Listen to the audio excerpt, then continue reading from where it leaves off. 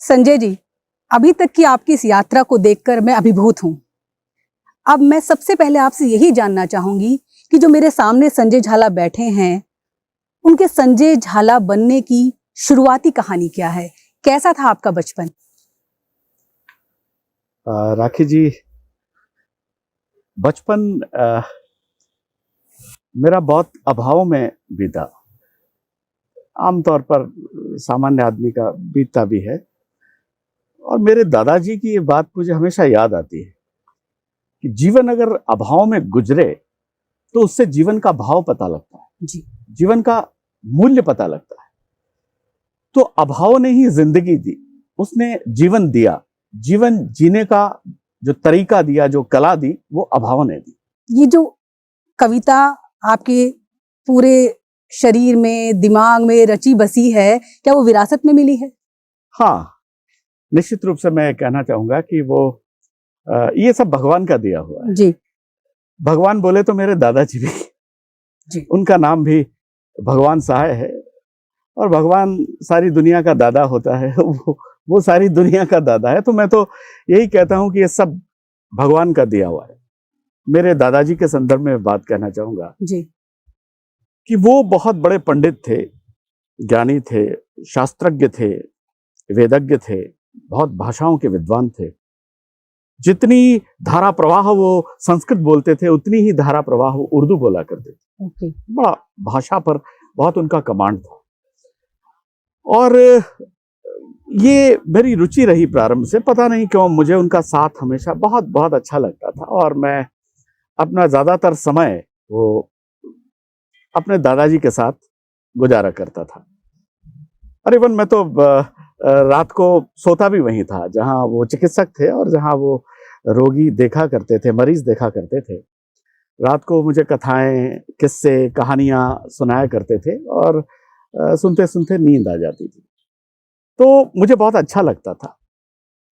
वो जिंदगी के बारे में बताते थे, दुनियादारी के बारे में बताते थे, वेदों में, शास्त्रों में, पुराणों में क्या है बताते थे, जीवन क्या है बताते थे पल पल। तो मैं बहुत ईमानदारी के साथ ये कहूंगा कि मैं जो भी कुछ हूं आज, मैं वो मेरे दादा की वजह से। ये नाम मुझे झाला है, वो मेरे दादाजी ने दिया। अच्छा। हमारी फैमिली ऐसी थी कि झाला नाम का उपयोग केवल हमारे बुजुर्ग किया करते थे। अच्छा। जो परिवार का प्रमुख होता था, मुखिया जैसे घर का होता है, हमारे जी। दादाजी किया। जी। तो ऐसा होता नहीं था कि कोई छोटा और कोई बच्चा उस नाम का प्रयोग करे। पर हुआ चूंकि ये है कि 1994 की बात है कि हम 2 संजय थे।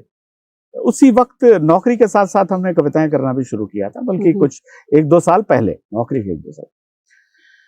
तो ट्रांसफर मेरा हुआ और ज्वाइन किसी दूसरे संजय शर्मा ने कर लिया। मैं संजय शर्मा ही लिखता था, ज्वाइन उसने कर लिया। तो ऐसी बहुत बार स्थितियां आई और उनसे बड़ा हास्य भी प्रकट हुआ। तो दादाजी ने कहा, तू ऐसा कर, ये मेरा नाम है झाला और मुझे लगता है कि तू इस नाम की लाज रखेगा, तो मैं तुझे ये नाम देता हूं और आज से तू संजय झाला लिख। तो उन्होंने पदवी आपको दे दी? हाँ, बिल्कुल, निश्चित रूप से उन्होंने अपना नाम दिया। उन्होंने उनका नाम वैद्य भगवान साहब झाला था। तो वो परिवार में उनके बाद मैं लिखने लगा।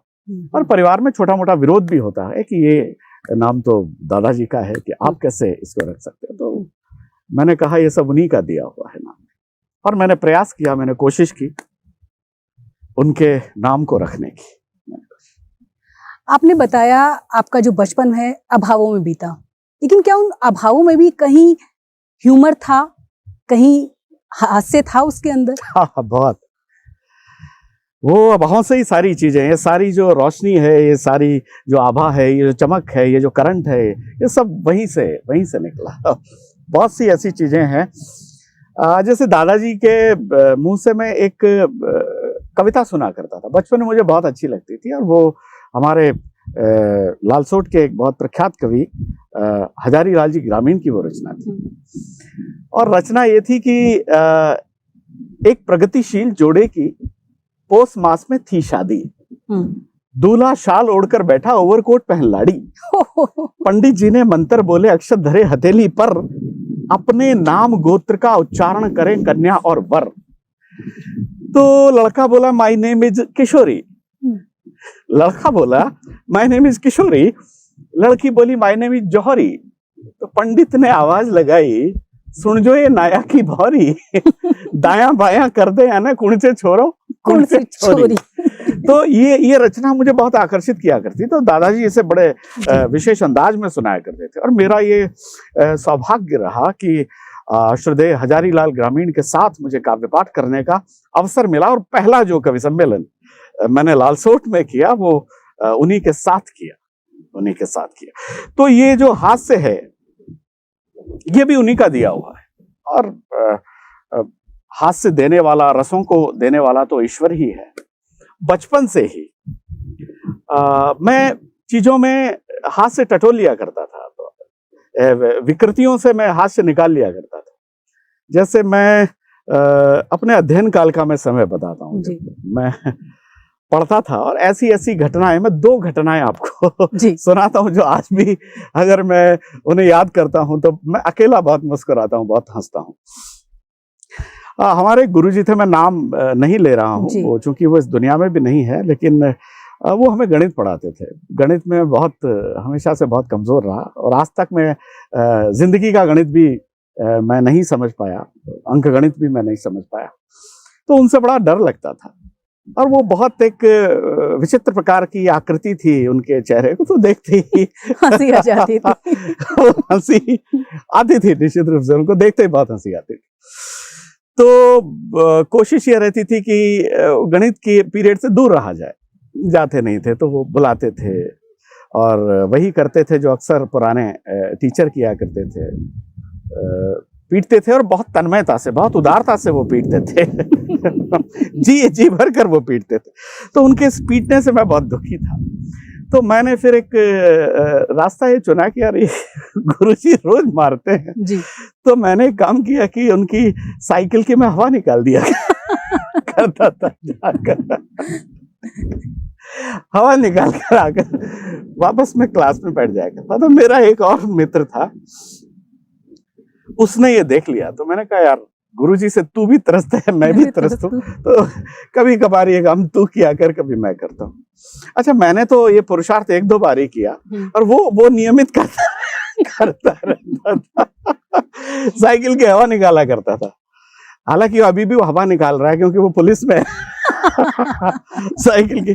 तो गुरुजी को संदेह मुझ पर था, उनको मुझ पर संदेह था। तो क्लास में आते थे और कहते थे कि संजय खड़े हो जाओ।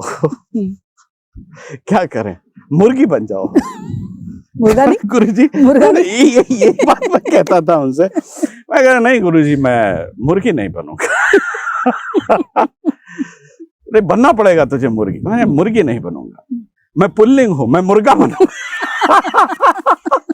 तो पूरी क्लास हंसती थी, और गुरुजी भी बहुत हंसा करते थे कि नहीं मैं मुर्गा बनूंगा, और वो बहुत तल्लीनता से मुझे मुर्गा बनाया करते थे। तो ये बहुत रोचक किस्से हैं। जैसे उनकी ड्रॉयर में मैंने मेंढक लाके डाल दिए मैंने, फिर वो एक ही आदमी को उठाते थे कि संजय खड़े हो जाओ, मुर्गी बन जाओ। हाँ, मुर्गी बन जाओ, मुर्गी बन जाओ।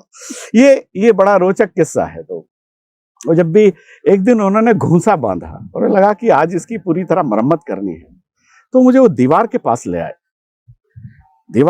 ले आए, और उन्होंने बहुत जोर से प्रहार किया। तो मैं नीचे बैठ गया। तो वो उनका लगा दीवार में जाके, दीवार पर लगा। और उनको जब दर्द हुआ, चोट लगी, तो मैं, आप यकीन मानिए, मैं रो पड़ा।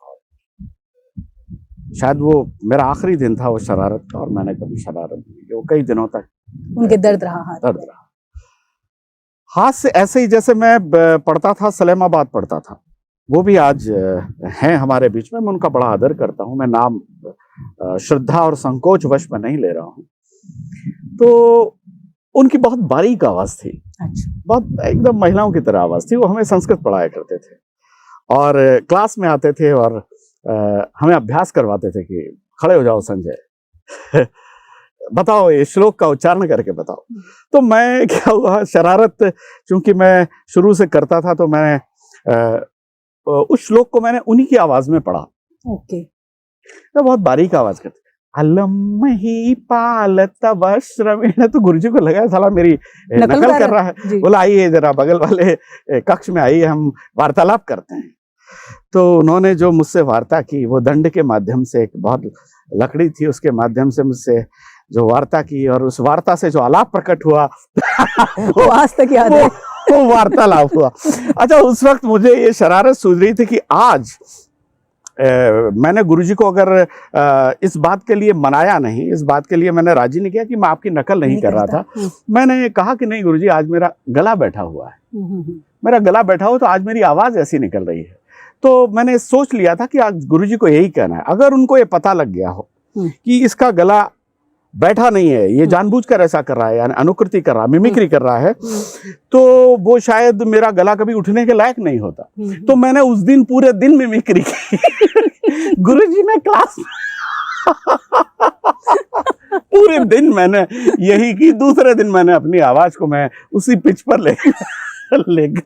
लेकर आया। ऐसी ऐसी बहुत सी चीजें हैं जो हाथ से वहीं से प्रकट हुआ। और चूंकि मेरी प्रकृति में हास्य है, किसी को परेशान करना, किसी पर प्रहार करना, किसी पर आक्रमण करना, किसी का दिल दुखाना, वो कभी मेरा मकसद नहीं रहा। मैं अपने मनोरंजन के लिए और दूसरे के मनोरंजन के लिए मेरा प्रयास केवल इतना रहता था कि मेरे कृत्य से, आप जिसे कुछ भी कह सकते हैं, आपके चेहरे पर मुस्कुराहट, आपके चेहरे पर हंसी आई, यही मेरी सबसे बड़ी सफलता थी। और वो मुझे अच्छा लगता था कि आप मेरे किसी क्रिया की वजह से, किसी प्रतिक्रिया की वजह से, किसी वाक्य की वजह से, किसी कहन की वजह से, किसी इमिटेशन की वजह से, अनुकृति की वजह से अगर आप मुस्कुरा रहे हैं तो मैं कहीं ना कहीं उसे अपनी कामयाबी मानता था।